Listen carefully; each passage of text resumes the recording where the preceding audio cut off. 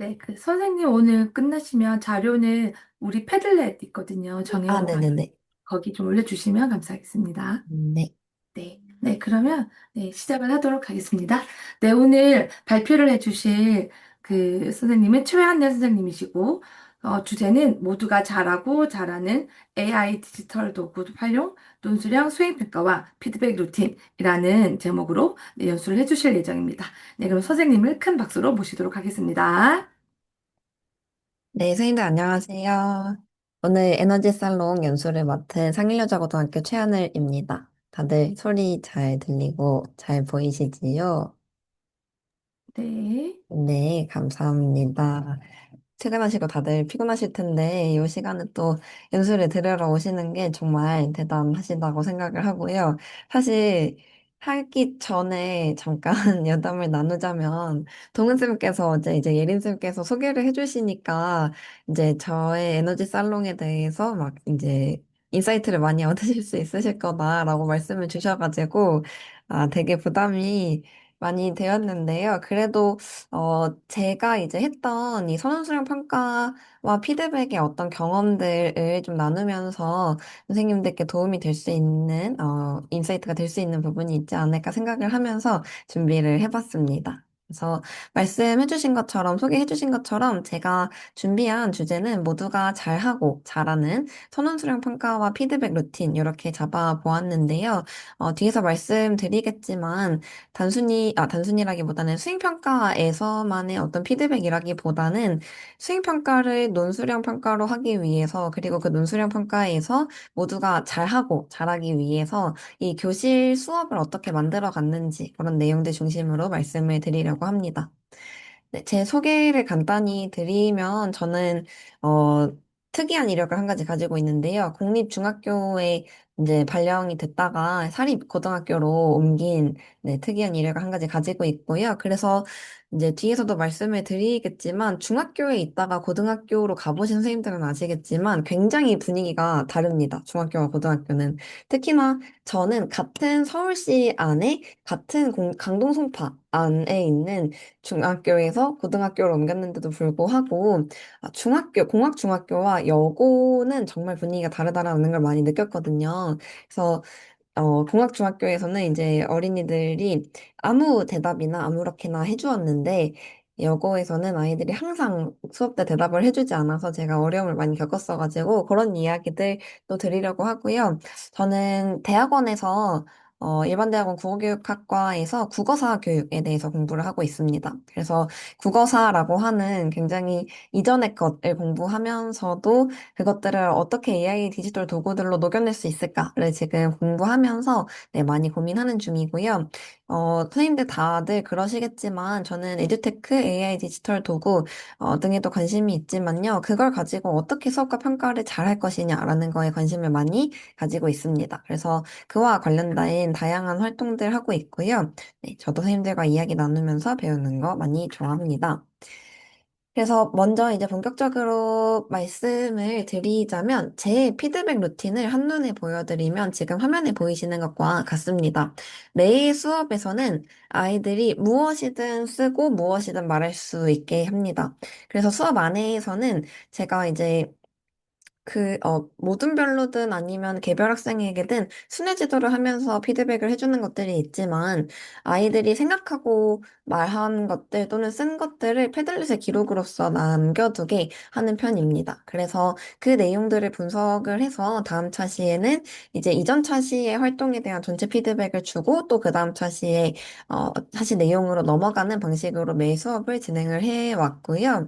수행평가 할 때에는 특히나 실시간으로 학생들의 작성 상황을 확인하면서 이제 개별적으로 제가 수업 시간 안에 개별 학생에게 가서 특히나 뭔가를 쓰기 어려워하는 학생에게 가가지고 어떤 어려움을 겪고 있는지 파악하고 피드백을 해주고 또 모둠별로 토의를 하게 하면서 이제 그 모둠에 대해 제가 필요한 구두 피드백을 해주고요.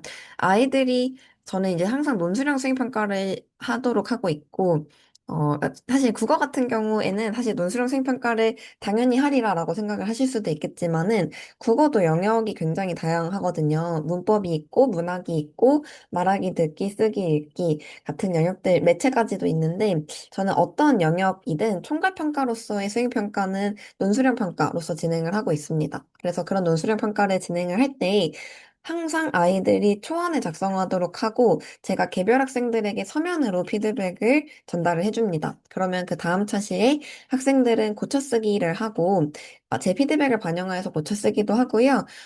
친구들과 돌려보면서 서로 말로나 막 쓰면서 피드백을 해줄 수 있도록도 하고 있습니다. 그래서 이렇게 고쳐 쓰는 과정까지 한 이후에 저는 채점을 하고 있고요. 학생들에게도 항상 고쳐 쓴 이후의 결과물을 선생님이 평가에 반영할 것이다 라고 이야기하고 있어서 모든 학생들이 피드백을 통해서 고쳐 쓸 수 있는 기회를 부여받는다. 그렇게 생각을 해주시면 될 것 같습니다. 그리고 수행평가가 끝날 때마다 내지는 소단원이 끝날 때마다 내지는 학기 말에는 자기평가를 통해서 학생들이 스스로에 대한 피드백을 할 수 있도록 하고 있습니다. 그래서 전반적인 과정은 이렇게 설명드릴 수 있을 것 같고요. 먼저 저는 앞서 말씀드렸다시피 교실 안에서 모두가 잘하고 저희가 이제 지도하고자 하는 학생들의 학습의 어떤 목표가 되는 바에 도달을 하고 또 성장을 하려면 네, 생각을 읽고 쓰고 말하는 것이 익숙한 교실을 만드는 게 필요하다라고 생각을 합니다. 국어과 같은 경우에는 특히나 아이들이 읽고 쓰고 말하는 것 당연히 중요하기도 하고요. 학생들이 성장을 하기 위해서는 스스로 사고할 수 있는 게 당연히 필요하겠지요. 그래서 여고 학생들이 참 이야기를 정말로 안 해주는데요. 이 학생들을 항상 제가 어떻게 읽고 쓰고 말하는 것이 익숙해지도록 만드는지 좀 고군분투한 과정들을 보여드리려고 합니다. 그래서 우선 저는 매일의 수업에서 화면에 보이시는 것처럼 패들렛 학습 일지에 기록을 하도록 하고 있습니다. 학습 목표 내지는 성취 기준과 관련된 딱 하나의 활동에 대해서만 패들렛이든 캔바에 기록을 하도록 하고 있고요. 저는 일반적으로는 잠시 보여드리면서 말씀을 드리면요. 네, 일반적으로는 이렇게 학생들이 성취 기준과 관련된 학습 활동이나 어떤 내용에 대해서 패들렛에 누적해서 기록을 하도록 한다라고 생각을 해주시면 될 것 같고요.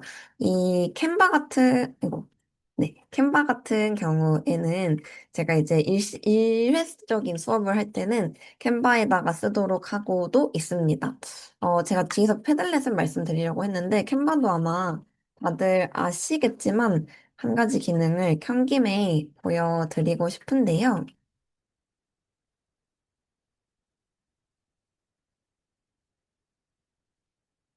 네, 요렇게 아이들이 이제 스티커 메모라고 하죠. 요렇게 스티커 메모에다가 쓴 내용들을 선생님께서 전부 선택을 하시고, 잠시만요. 화이트보드에서 보여드릴게요. 너무 다들 아실 것 같은 기능이지만 저는 개인적으로 이 기능 때문에 패들렛보다 캔바를 쓰는 경우들이 조금 많아지기도 했거든요. 그래서 이렇게 스티커 메모들을 선택을 해주시고 화면에 보이시는 것처럼 분류를 눌러주시면 얘가 주제별로 바로 분류를 해줍니다. 그래서 수업 시간 안에서도 아이들이 쓴 거를 제가 이렇게 하나씩 다 보지 않아도 어느 정도는 어떤 내용들이 있는지를 네, 분류해서 확인할 수 있어가지고 수업 시간 안에 제가 빠르게 피드백을 해줘야 하는 경우들에는 오히려 캔바를 활용하고도 있고요. 그게 아니라 이제 누적해야 할 내용이다. 특히 이제 세특에 반영할 수 있는 성취 기준과 직접적으로 연결되는 내용이다 하면은 패들렛에 기록하도록 하고 있습니다. 근데 이제 기록으로 끝나는 것이 아니라 이제 패들렛의 내용을 엑셀로 내보낸 뒤에 챗GPT든 클로드 등 제미나이 등 선생님들께서 활용하시는 다양한 생성형 AI, 저도 클로드를 보통 활용을 하는데요. 이거는 이제 챗GPT를 캡처한 거긴 한데 하여간 이제 반별로 활동 결과가 어떻게 다른지를 조금 분석을 할 수 있도록 합니다. 그래서 어떤 반에서는 어떤 반응이 많이 나왔고 어떤 반에서는 어떤 반응이 많이 나왔다 같은 것들을 제가 이제 파악을 하여서 그 반에서 다음 차시에 진행을 할 때 다른 반들에서는 이런 얘기를 하기도 했다라는 것들을 말을 해주면서 좀 모든 반에 비슷한 내용들이 학습될 수 있도록 하려는 편입니다. 네, 그리고 학생별로 활동할 수 있는 기록들을 당연히 패들렛에서 누적 관찰할 수 있겠지요. 아까 말씀드렸다시피 저는 누적해야 되는 내용들을 패들렛에 쓰도록 하고 있는데요. 뭐 별다른 게 아니라 뭐 말하자면 이 학생이 1년 동안 뭐 했지? 궁금하면은 저는 항상 이름을 제목에 쓰게 하거든요. 그래서 검색창에 이채은을 써서 이채은이 어떻게 활동들을 했는지 그런 거를 보기도 하고요. 선생님들 많이 하시듯이 엑셀로 다운받아서 저도 혜택 쓸 때 참고하고 있습니다. 그리고 캔바 같은 경우에는 사실 스티커 메모를 엑셀로 다운로드 받을 수 있는 기능은 캔바 자체에는 없는 것으로 알고 있어요. 그런데 크롬 확장 프로그램을 활용하시면은 그냥 캔바에서 이렇게 띄워두신 상태에서 클로드 확장 프로그램을 쓰시면은 이 스티커 메모에 있는 내용 엑셀로 다운로드 받아줘라고 하면은 정말 잘 다운받아 주거든요. 그래서 그렇게도 네, 저장을 하실 수 있기도 합니다. 그래서 이렇게 아이들이 생각하는 내용들을 어딘가에 기록할 수 있도록 하고 있고요. 근데 이제 제가 앞서 잠깐 말씀드렸지만 여고 아이들은 절대로 말하지 않습니다. 제가 이제 전체 이제 수업 상황에서 아이들에게 어떤 질문을 던진다라고 했을 때 소리 내어 대답해주는 친구들이 없어요. 그래서 저는 보통 이제 수업 시간에 짧게 짧게 확인을 해야 될 때는 맞는 것 같으면 손으로 동그라미를 해달라고 하고 틀린 것 같으면 손으로 X를 해달라고 하면 그것도 서로 눈치를 보면서 막 동그라미 X 이렇게 해주거든요. 그래서 그런 경우들도 있는데, 그래서 이 여고 아이들의 말을 이끌어내기 위해서 저는 이제 다양한 방법을 많이 활용을 해봤습니다. 글을 쓰는 게 싫으면, 귀찮으면 말로 해보자 하고 짝이랑 먼저 이야기하게 합니다. 짝이랑 이야기하게 할 때에도 오른쪽에 앉은 친구가 먼저 말을 꺼내라, 왼쪽에 앉은 친구가 먼저 말을 꺼내라 해야 저희 아이들은 대화가 시작이 됩니다. 그래서 그렇게도 하고요. 또 모든 별로 더 많은 친구들의 이야기를 들을 수 있도록 설계할 때에는 4명 자리 중에 어느 자리에 앉은 친구가 먼저 말하고 시계 방향으로 돌아가라 이렇게 얘기하고 또 제가 돌아다니면서 주워 들은 이야기들을 칠판에 정리해서 전체 토의할 때 정리하는 식으로도 하고요.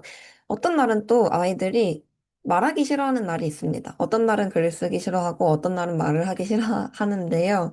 저희 아이들이 참 열심히 하려는 아이들이라서 더 그런 거거든요. 열심히 하고 잘하고 싶고, 선생님한테 틀리는 모습을 보여주고 싶지 않아서 말도 쓰기 힘들어하고, 글을 쓰기도 힘들어 하는데, 어떤 아이들이 글 쓰기 싫어하는 날은 말로 하게 해보고, 말하기 싫어하는 날에는 글로 써보게 해보면서, 아까 말씀드린 패들렛이나 캔바 같은 곳에 글을 쓰게 하면서 진행을 하고 있고요.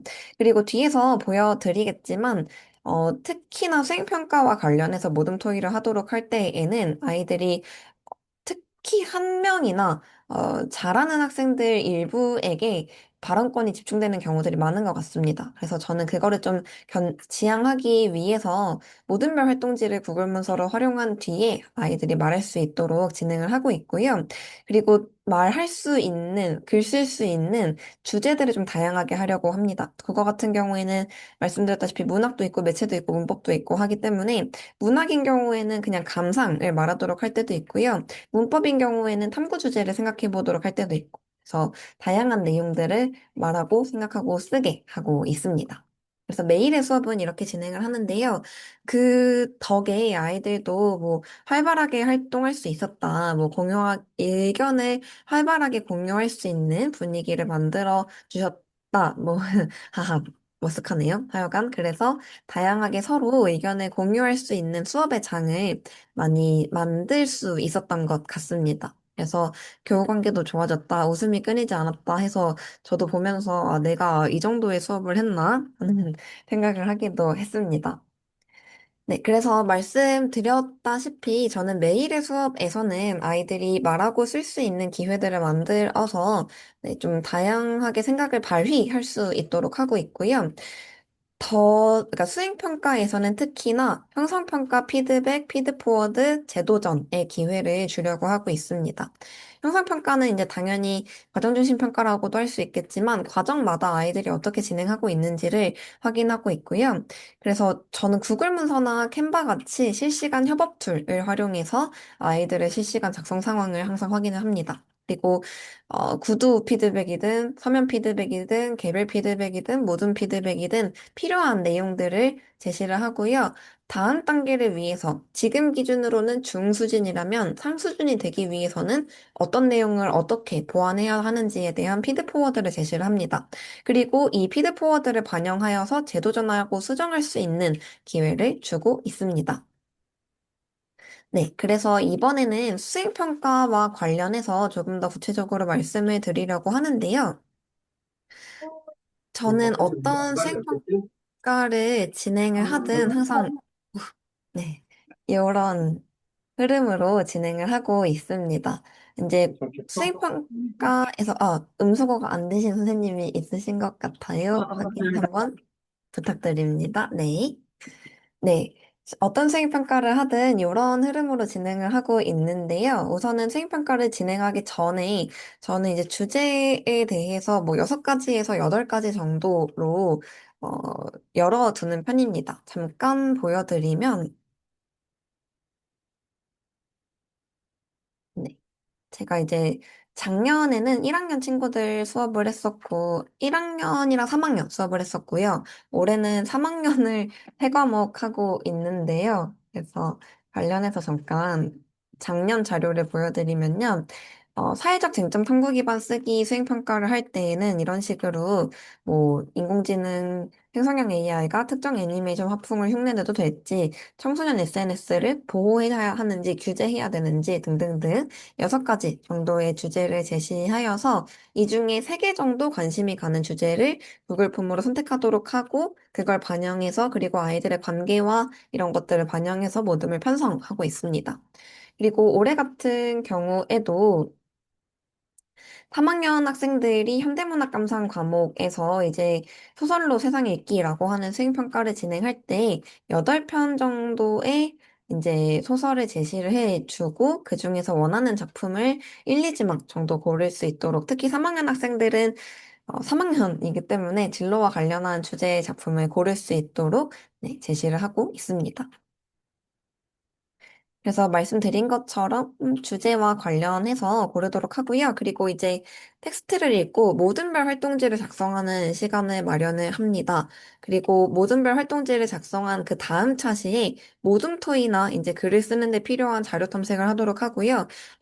자료 탐색을 못 끝낸 친구들은 3차시에 마저 끝내고 그리고 개요를 작성하도록 하고요. 4차시 동안은 온전히 글을 쓸 수 있는 논술형 평가에 글을 쓸 수 있는 시간을 부여하고 있습니다. 그리고 4차시와 5차시 사이에는 제가 개별 학생들의 글을 전부 확인을 하고 피드백을 서면으로 제시해주고 있고요. 말은 제가 그러니까 구두와 서면을 구별하기 위해서 서면이라고 말씀은 드렸지만 구글 문서나 구글 클래스룸의 댓글 기능을 활용해서 피드백을 제시하고 있습니다. 그리고 5차시에는 친구들과도 돌려보게 한 뒤에 제 피드백과 친구들의 피드백을 반영해서 고쳐줄 수 있도록 하고 있습니다. 그래서 친구들과 저는 동료들과 돌려보는 서로 피드백해주는 과정을 반드시 넣고 있는데요.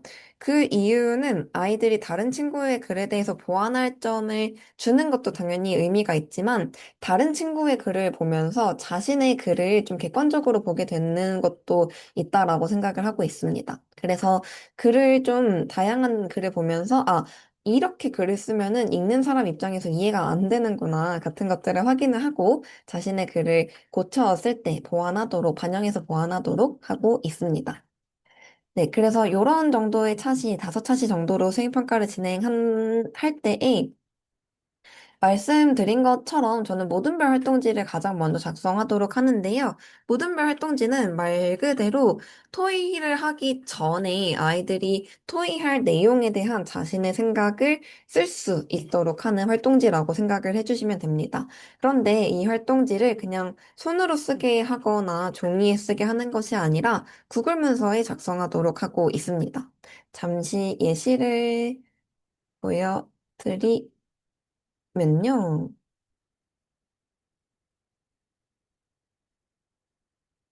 제가 좀 빠른가요? 아니겠지요? 네. 빠르면 말씀해 주세요. 네. 이런 식으로, 그러니까 이 수행평가 같은 경우에는 현대소설 리뷰하기라고 하는 2학년 문학 과목의 현대소설 리뷰하기라고 하는 수행평가였는데요. 내재적 관점과 외재적 관점에서 그 작품을 비평하는 비평문을 쓰는 수행평가였다고 생각을 해주시면 됩니다. 그래서 내재적 관점에서 감상했을 때 답할 수 있는 질문, 말하자면은 인물이 왜 이런 행동을 했는지에 대한 질문과 그리고 서술상의 특징과 관련된 질문, 그리고 더 나아가서는 이 작품이 학력주의나 어떤 어, 뭐랄까요, 비정규직과 정규직의 차별 대우를 다룬 작품이었어가지고 그와 관련해서 생각해 볼 수 있도록 학력주의와 관련된 질문을 던진 내용이었습니다. 그래서 이 내용에 대해서 아이들이 토의를 하기 전에 이 질문에 대해서 동시에 자기의 칸에 쓸 수 있도록 합니다. 그러면 이 학생이랑 선생님 보시면 아시겠지만 이렇게 쓰는 학생과 이렇게 쓰는 학생, 뭐 더 보여드리자면 이렇게 쓰는 학생과 이렇게 쓰는 학생은 속도나 수준이 다를 수밖에 없겠지요. 그러면 저는 이렇게 쓰는 학생에게 갑니다. 그리고 사실은 이렇게 쓰는 학생들은 한동안은 비어있는 경우가 많습니다. 그래서 저는 저희가 한 반에 26명 정도 되어가지고 저는 6모듬에서 7모듬 정도로 보통 구성을 하는데요. 그 6모듬의 모듬별 활동지를 보면서 이제 교실 안에서 실시간으로 확인을 하면서 이렇게 커서만 깜빡이는 학생이 있으면 그 학생에게 갑니다. 가서 어떤 게 어려운지, 지금 어디까지 읽었는지, 서술상의 특징이라는 말은 어떤 말인지 알겠는지, 그러면 이 소설에서 좀 특징적으로 느껴지는 전개 방식이나 뭐 서술 방식은 없었는지 이런 것들을 물어봅니다. 그 과정에서 기존에 배웠던 다른 작품과도 관련 지을 수 있도록 비계의 질문을 제시를 합니다. 그래서 이렇게 모든별 활동지를 작성하도록 하는데요. 자리를 모든 토의를 하지 않더라도 이렇게 모든별로 앉을 수 있도록 배치를 합니다. 여고 학생들은 아까 말씀드렸다시피 주변에 굉장히 많이 신경을 쓰기 때문에 이렇게 배치를 해두면 눈치 보여서라도 쓸 수밖에 없습니다. 물론 아주 일부 무기력한 학생들은 이렇게 두는 것이 더 무기력을 강화하게 만드는 경우도 있지만요. 그런 학생들은 제가 좀 많이 가서 대화를 하는 편이고, 그렇지 않은 학생들은 이렇게 자리를 배치해서 서로 눈치를 보면서 쓸 수 있도록 하고 있습니다. 그래서 이렇게 모든별 활동지를 제가 쓰도록 하는 이유는요. 아까 보셔서 아시겠지만 개별 학생들이 작성할 칸을 만들어 둡니다. 그래서 좀 칸이 채워져야 한다라고 하는 책무성이 부여될 수 있도록 하고요. 제가 작성 상황을 실시간으로 확인하면서 피드백을 줘야 하는 친구들을 파악하기가 편리해서입니다. 그래서 그리고 학생들도 실시간으로 채워지는 내용을 볼 수 있다 보니 스스로는 생각하기 어려웠던 친구들도 제가 가지 않더라도 다른 친구들은 어떻게 쓰고 있는지를 참고하면서 자신의 생각을 더하여서 쓰기도 할 수 있기 때문에 구글 문서로 모든별 토의 전에 채우도록 하고 있고요. 개인별 작성 시간을 준 뒤에 모든별 토의 시간을 주어서 무임승차를 방지하고 생각을 넓힐 수 있도록 하고 있습니다. 사실은 잘하는 친구들, 스스로가 잘한다고 생각하는 친구들은요, 이 모든 활동을 안 좋아하는 친구들도 굉장히 많다는 거 알고 계시죠? 그래서 이 내가 얘네한테 얻을 게 뭐가 있다고 모든 토의를 해야 하지라고 생각하는 경우들도 있는데 이렇게 뭔가 쓰고 나서 모든 토의를 하면은 모두가 한마디씩은 할 수 있게 되는 것 같습니다. 그리고 그 모두가 한마디씩 하게 되는 과정에서 사실 서로에게 아무것도 배우지 않을 수는 없을 거라고 저는 생각을 하거든요. 그리고 국어 같은 경우엔 특히 문학은 해석이 다양하기 때문에 이렇게도 생각할 수 있구나라는 거라도 배울 수 있다라고 생각을 합니다. 그래서 서로가 서로에게 배우면서 성장할 수 있도록 모든 별 활동지를 만들도록 하고 있습니다.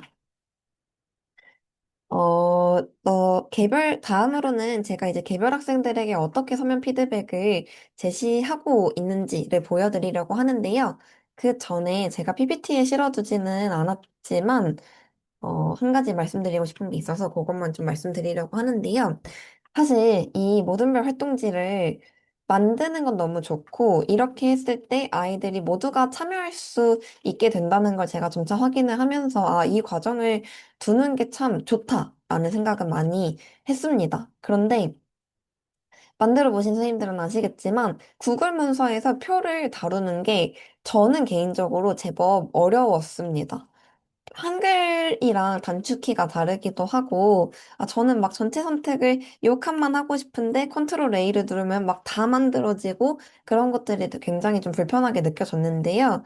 최근에는 클로드에게 제가 만들고자 하는 구글 문서 활동지 같은 것들을 설명을 하고 DOCS 파일로 만들어 달라고 하면은 정말 잘 만들어 줍니다. 잠깐 보여드리면요.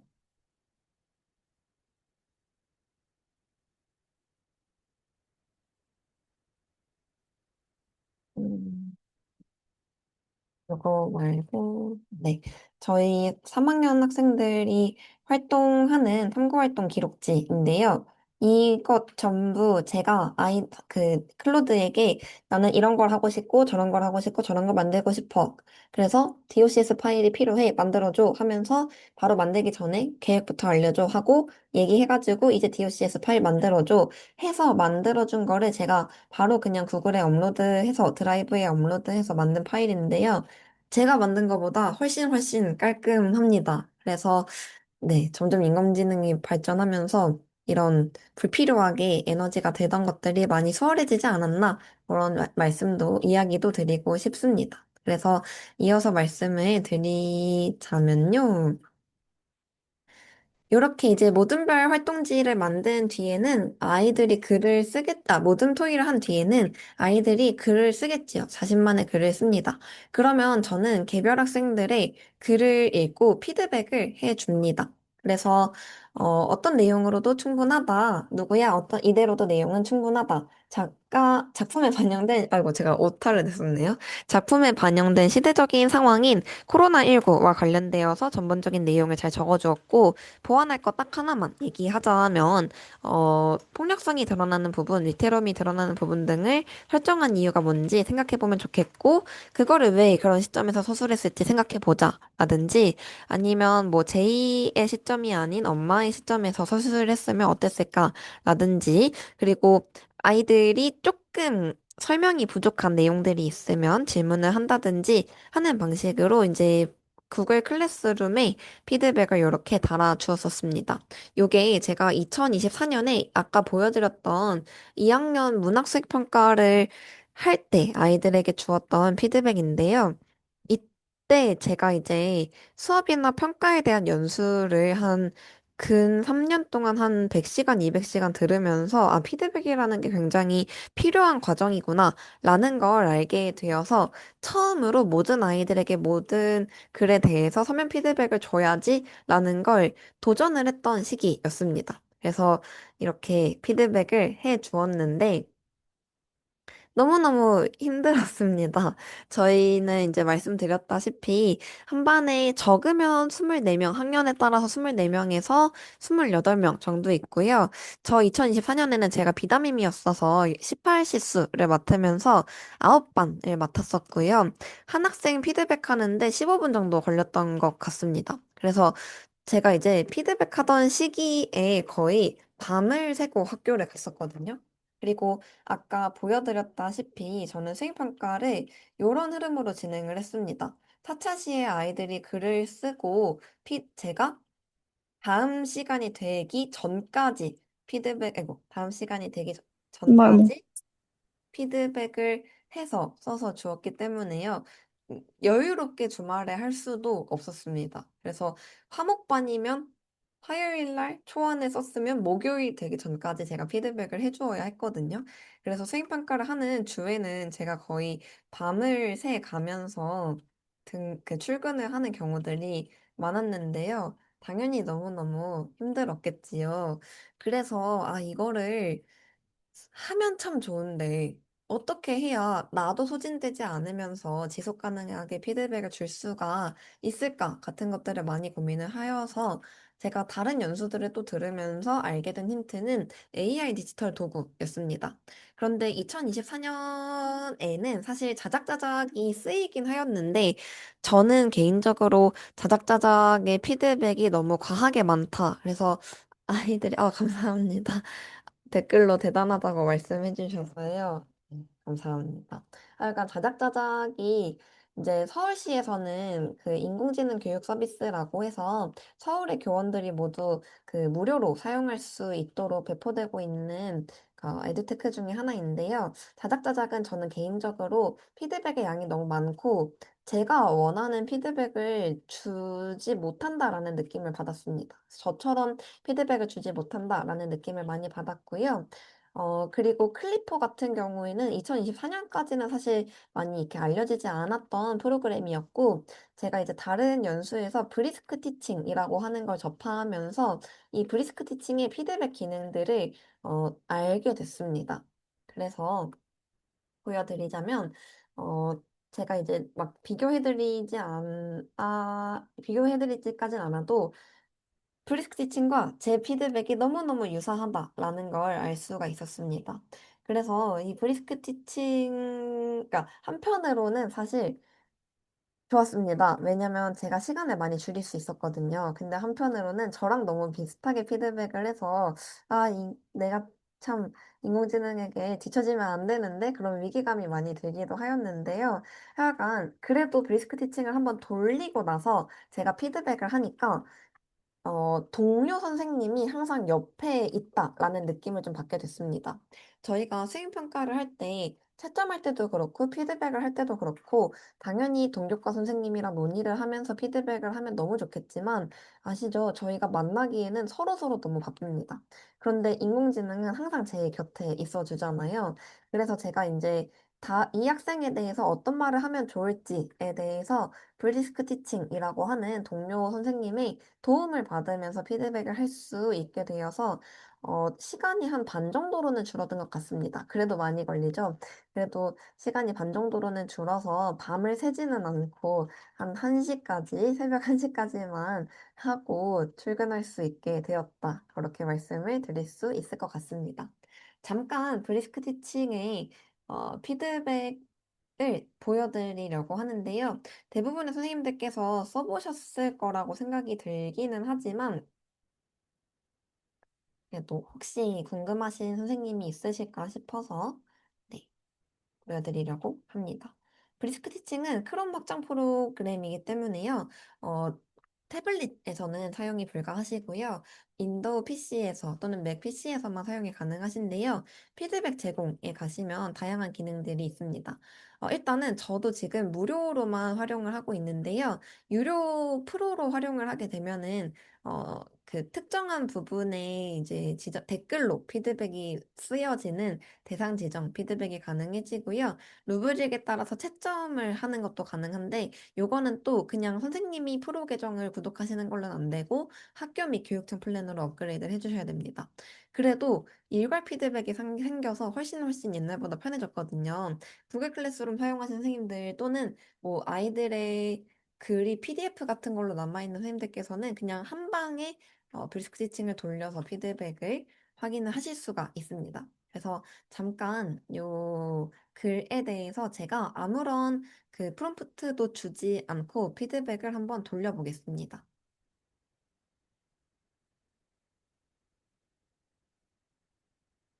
그러면 이런 식으로 글로우는 이제 빛나는 점, 장점이고요. 그로우는 더 나아가면 좋을 점, 성장하기 위해서 보완해야 될 점이라면 원더링은 독자 입장에서 궁금해할 만한 질문들입니다. 그런데 제가 그간 인공지능들에게 피드백을 맡겨 보았을 때에는 이 글과 무관한 또 다른 이야기를 한다든지, 예를 들면 문학에서는 김초엽 작가의 작품인데, 김혜란 작가의 작품에 대해서 막 이야기를 한다든지 하는 할루시네이션이 너무 심했습니다. 그리고 그걸 보정하기에는 또 제 시간과 에너지가 너무 많이 들어서, 오히려 보정하는 게 더 힘들다는 생각도 많이 들었는데요. 브리스크티칭은 보시다시피 제가 아무런 루브릭을 또는 프롬프트를 넣지 않고 돌렸는데도 불구하고, 글에 대한 내용만 피드백을 해주어서 헛소리를 하지 않아서 정말 쓸만하다라고 생각을 하였고요. 그리고 저는 개인적으로 이미 잘한 학생들을 더 잘하게 하려면 어떻게 해야 할까에 대해서도 고민이 많이 되는데요. 브리스크 티칭의 넥스트 스텝, 다음 단계라고 하는 기능을 활용을 하시면 잘한 부분과 더 잘할 수 있는 부분을 많이 이야기를 해주어서 이것도 저는 어, 효과적으로 쓰고 있습니다. 그리고 루브릭 기준에 따른 피드백도 가능하신데요.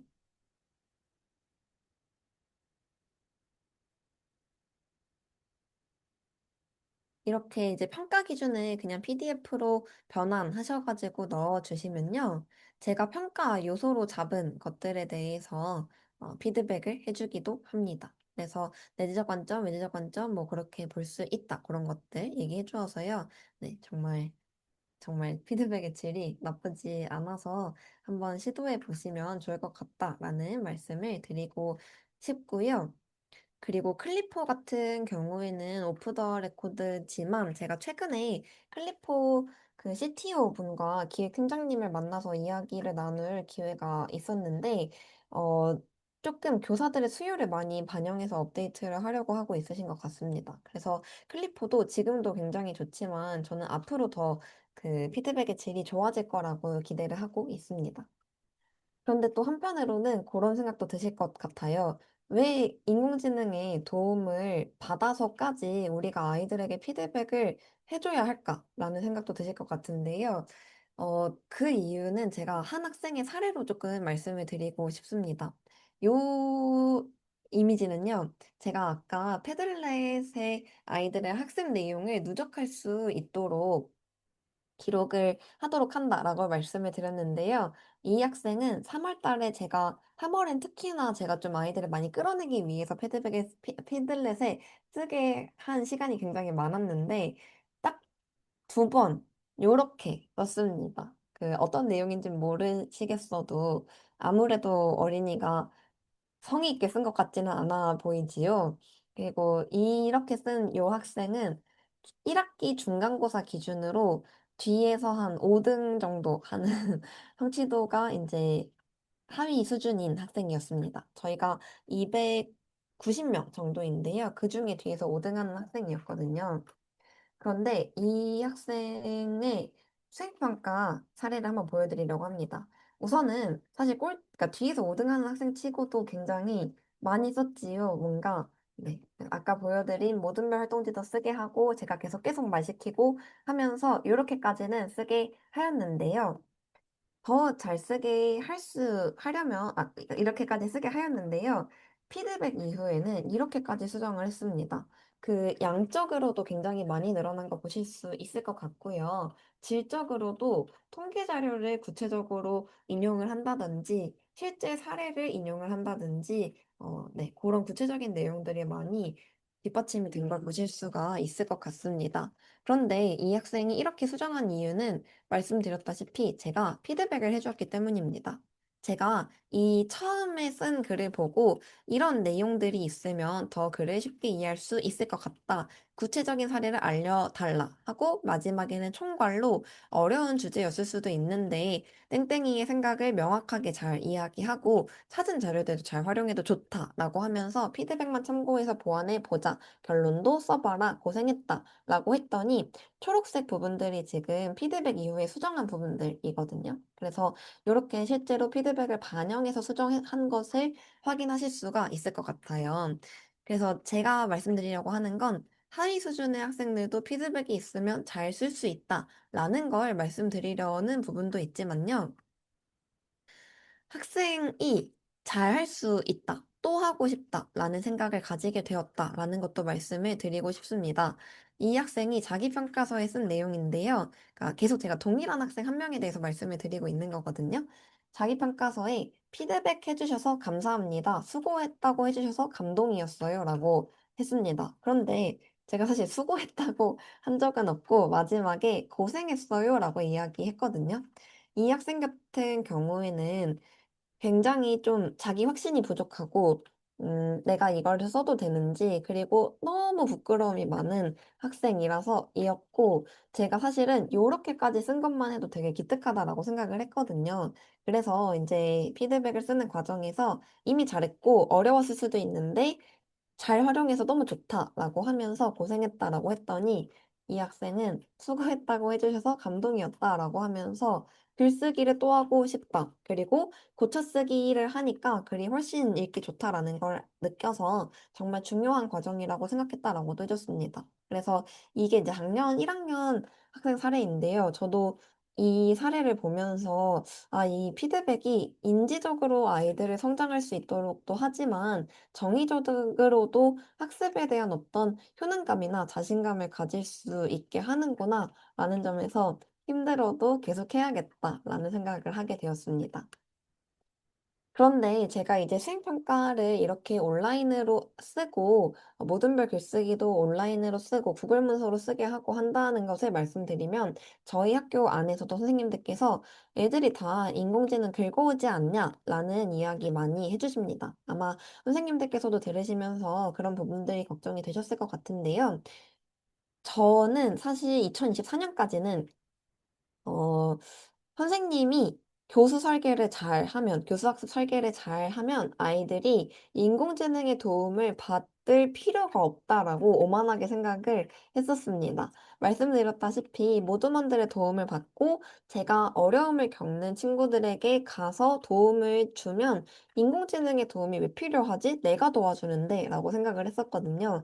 근데 작년에는 왠지는 모르겠지만 일단 짧은 활동도 인공지능한테 물어보는 친구들이 굉장히 많아졌다는 걸 느꼈습니다. 그래서 어느 순간 학생들이 자기가 먼저 생각하기보다는 인공지능에게 일단 생각하게 한 뒤에 그거를 자기의 말로 좀 바꾸는 경향성이 높아졌다라는 걸 제가 작년에 느꼈는데요. 그래서 요수인 평가를 하도록 할 때에는 제가 이제 퍼플렉시티로 자료를 찾는 방법은 알려주되 글 쓰는 과정에서는 절대로 인공지능을 쓰지 말자라고 싹싹 빌었습니다. 잠깐 보여드리면 시간이 너무 빨리 가네요. 네, 잠깐 보여드리면 아까 보여드렸던 요 사회적 쟁점에 대한 견해를 표현하는 수행평가였는데요. 네. 이런 식으로 자료 탐색을 하면 된다라는 걸 얘기해 주면서 퍼플렉시티에게 제가 자료 탐색을 어떻게 도움받을 수 있는지를 시연을 하면서 보여줬습니다. 그리고 이제 아까 말씀드렸다시피 글 쓰는 과정에서는 인공지능의 도움을 받으면 안 된다. 작년에는 또 가이드라인도 없었던 시기이기 때문에 제가 그저 싹싹 빌었는데요. 그럼에도 불구하고 인공지능 쓰는 학생들이 있었습니다. 디벗을 사분할해서 왼쪽 아래 화면에다가 GPT를 숨겨놓고 GPT와 대화하고 제가 오면은 막 숨기고 그리고 작년엔 저희 핸드폰을 안 걷었어서 핸드폰을 디벗에 이렇게 걸쳐놓고 핸드폰으로 GPT를 돌리고 제가 오면 핸드폰을 숨기고 하는 경우들이 있었는데 그런 어린이들 발견하면 선생님이 쓰지 말자고 했잖아. 제발 한 번만 내만 믿어줘. 우리 피드백 해주고 고쳐쓸 시간이 있을 거니까 처음부터 잘할 필요 없어. 일단 너가 생각해보는 과정이 필요해. 하면서 싹싹 빌었더니 아이들이 화면에 보이는 것 같은 반응을 보여주었습니다.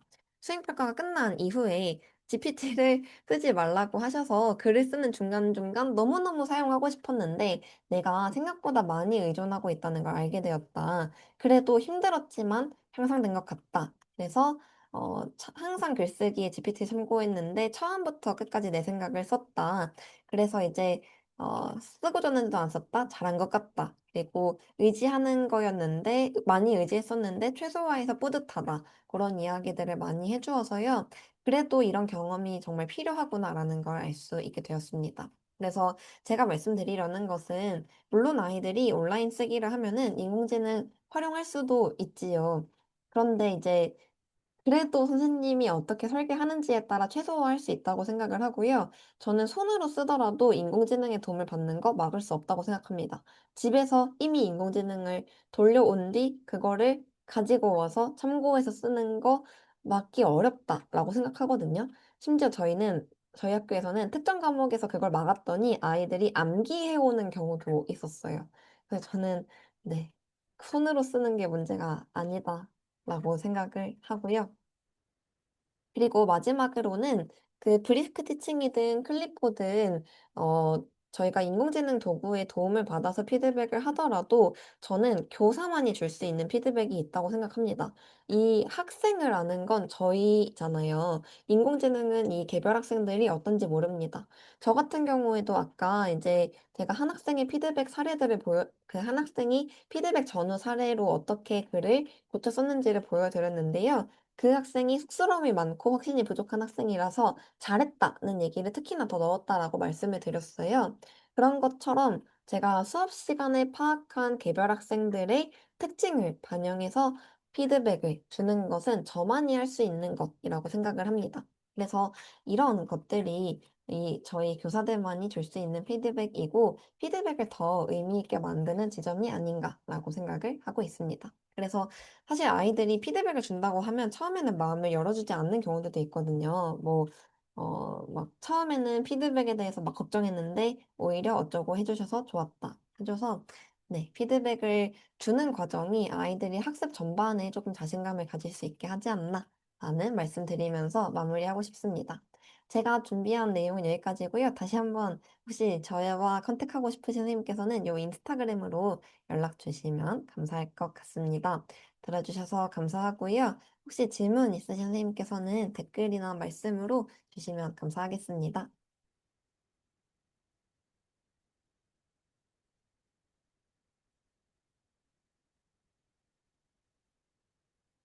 네, 없으신 것 같고요. 나중에라도 말씀 주실 부분 있으시면은 카톡이든 인스타그램이든 다양한 방식으로 소통할 수 있기를 바라겠습니다. 들어주셔서 감사합니다. 네, 연수해주신 선생님께 진심으로 너무 감사드리고요. 네, 금방 또 그 채팅창에 출석 체크할 수 있는 링크를 드렸어요. 그래서 이제 아까 했던 거랑 그다음에 지금 마무리 체크 두 번 해주시면 될 것 같습니다. 네, 혹시 더 그 질문 사항은 없으실까요? 네, 그러면은 네, 오늘 연수를 마치도록 하고요. 아, 네, 선생님, 네, 피드백 음. 답장 왔어요. 그래서 말씀해 주시면 될 것 같아요. 네. 피드백을 중요성을 깨닫는 좋은 연수라고 해주신 것 같습니다. 네. 감사합니다. 그럼 이렇게 마무리하면 네, 그러면 여기서 마무리를 하도록 하겠습니다. 네, 선생님 너무 수고 많으셨습니다. 감사합니다. 네.